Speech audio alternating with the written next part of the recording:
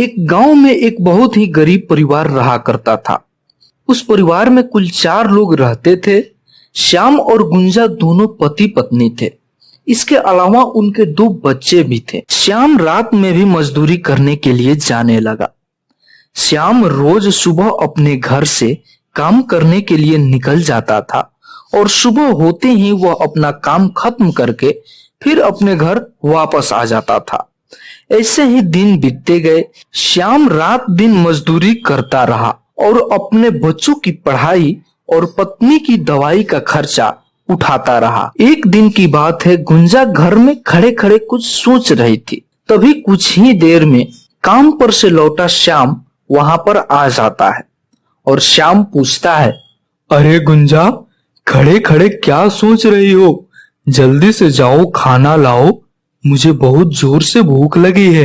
तभी गुंजा बोलती है, सुनिए जी, मैं यही सोच रही थी कि आप रात दिन काम करके और परिवार का भरण पोषण कर रहे हैं, बच्चों को पढ़ा रहे हैं, भगवान ना करे, लेकिन अगर आपको कभी कुछ हो जाए तो फिर हम लोग किसके सहारे रहेंगे? पत्नी की ऐसी बातें सुनकर श्याम बोलते हैं, अरे गुंजा, तुम ये सब क्या सोचती रहती हो? अरे हमें कुछ नहीं होगा, भगवान है ना, सब कुछ देख रहे हैं।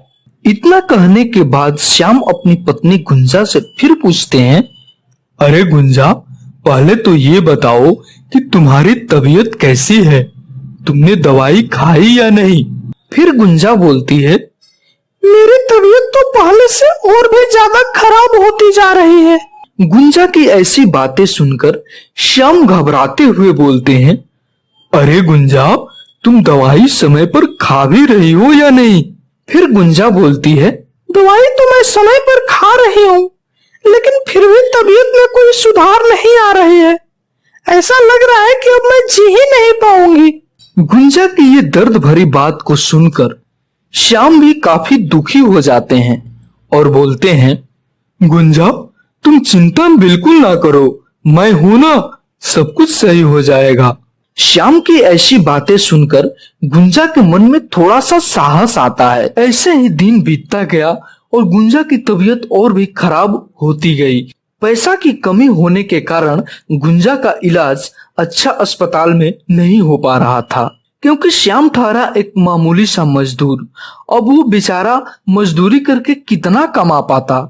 और ऐसे ही लगातार तबीयत बिगड़ने के कारण एक दिन गुंजा इस दुनिया को छोड़ करके चली जाती है।